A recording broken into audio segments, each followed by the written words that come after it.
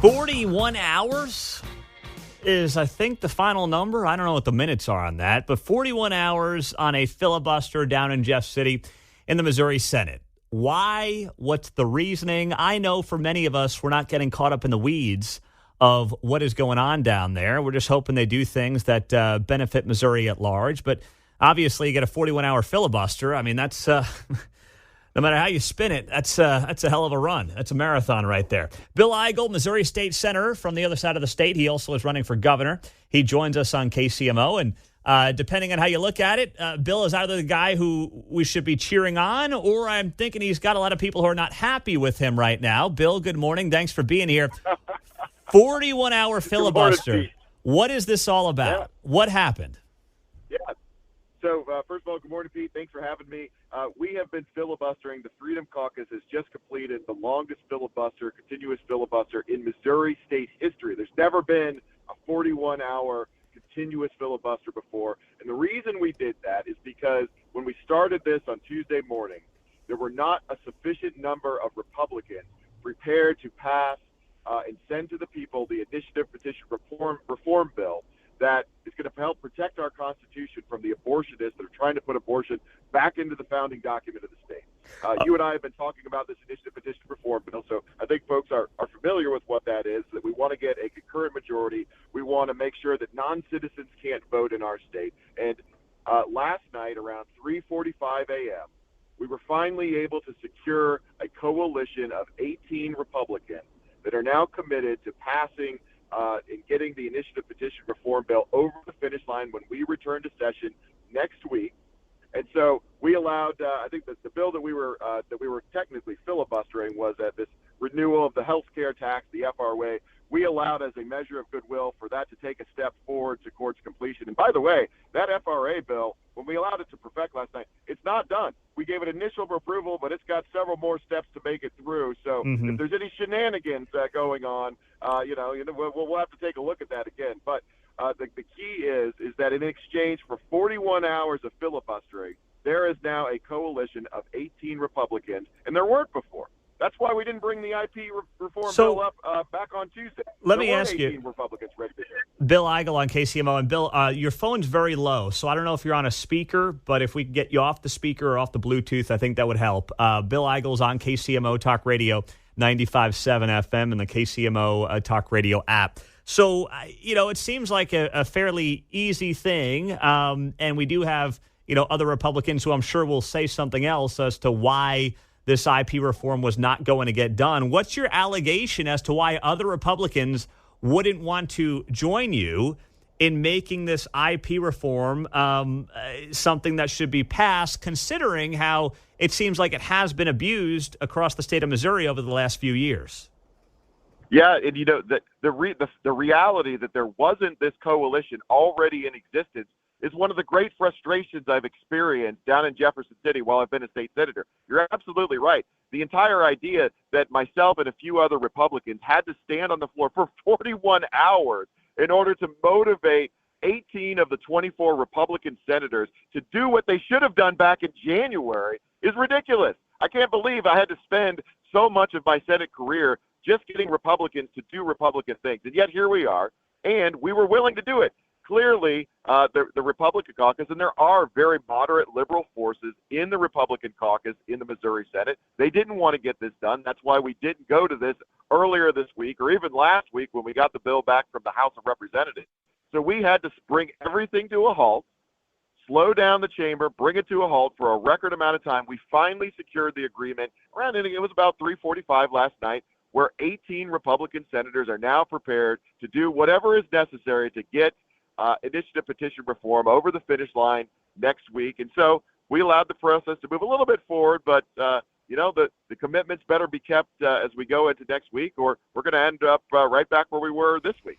Maybe we'll go for 50 hours this time. Well, how did you stack? I'm just curious. How did you stack a 41-hour filibuster? I mean, someone had to be sleeping, right? So I think that I did, out of the 40 hours, I think that I was on the floor for 14 of those hours. And I think we had four other, actually five other individuals total took part in the filibuster. Senator Koenig from St. Louis, Senator Hoskins, Senator Bratton down in Cass County, Senator Moon actually spent a few hours talking on the floor. Senator Schroer, also from St. Charles County, over outside of St. Louis. So we did. We had some sleep schedules going on, and we came in and we were really happy warriors. And if you think about the ultimate price we paid of having to talk, and Pete, I love to talk in the first place, so this wasn't even really a sacrifice for me. So, but to actually have to stand on the floor for a few hours to get these commitments made by the remainder of the Republican caucus, there's no question this should have been done. It shouldn't have been required, but it was required because this is precisely the battle I've been having to fight down in the Senate chamber for years. We got it done around 3:45 a.m. last night, and you could be sure that we're going to hold their feet to the fire next week. And I think that I'm optimistic now that IP reform is going to get done as a result of this. And we're going to get in front of the people of Missouri. And IP reform, once again, for folks, initiative petition reform. Right now, it is considered fairly easy to get something on the ballot in Missouri. And it looks like there may be, as early as tomorrow, signatures submitted to get the issue of abortion on the ballot in Missouri this November. Would your bill be retroactive to this initiative petition? Well, we'd like to see this initiative petition reform measure come to before the voters in August. We've gotten indications from the governor's office that is his plan because he gets to decide if it's on the November or the August ballot.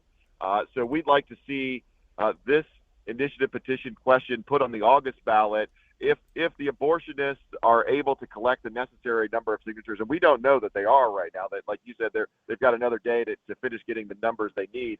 We'd like to see that on the November ballot, and in that case, if the voters approve the initiative petition reform measure in August, it would apply to the standard of the abortionists trying to get abortion re-enshrined and when it comes up on the ballot in November. Wow. Okay. All right. Now, I'm just struggling with this, and because, we're going to get both sides of the story, Bill Eigel. A lot of the people in the Republican Party who disagreed with you on this issue the last couple of days are very much like pro-life folks. So why would they not easily go along with you? What is your accusation on why they would not join you on something like this? Is it personal? Is there something within the policy they don't like? Why did it take a 41-hour filibuster in your eyes? So Pete, unfortunately, that's going to have to be a question for those senators individually. And I can speculate, maybe there were personal concerns there. As you've heard me say before, for me, it's never been personal. For me, it's always been about policy. The filibuster this week that we started on Tuesday was designed and executed because we were told by those senators that they weren't ready to commit to doing what was necessary to get initiative petition reform done. So we initiated the filibuster. But what the reasons for, even though you and I can sit here and talk about, wow, it doesn't sound like there are any good reasons. I agree with that. That's why I was willing to go to the floor and filibuster. And they're going to have to answer that. Now, a lot of the folks that I think were the most hesitant about pushing this initiative petition to the floor also happen to be individuals that, quite frankly, don't have to ever run for re-election again. So they're not going to be held accountable in an election sense if they ultimately didn't get this done.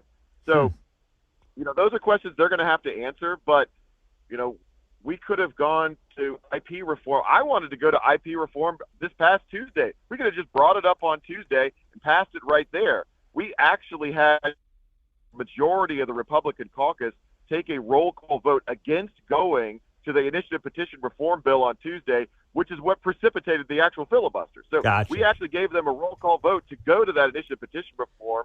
The folks that voted against that motion, including the sponsor of the bill. The sponsor of the bill, Senator Coleman, actually voted against the motion to go recognize her to bring up the IP reform bill. This was on Tuesday. So clearly those votes didn't exist on Tuesday to get this done after a 41-hour filibuster.